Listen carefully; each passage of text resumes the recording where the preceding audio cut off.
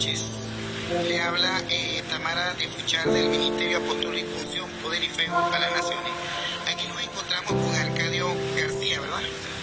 Arcadio García fue disparado, le dispararon con una pistola 9 milímetros el 29 de octubre por la Policía Nacional en el área comarcal de Barro Blanco.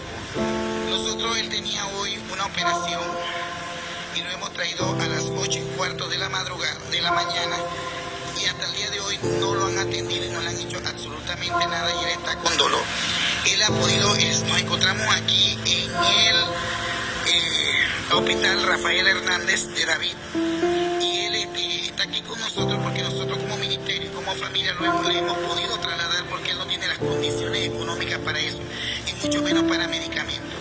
Podrán ver cómo se encuentra su brazo. Miren lo que tiene, él tiene mucho dolor y no lo han atendido, no para nada, desde las 8:15 de la madrugada que se le dijo aquí. Así que esto es, aquí estamos en el hospital. Y eso porque nosotros le compramos una tarjeta de teléfono, y él no pudo llamar y decir que no le han hecho absolutamente nada.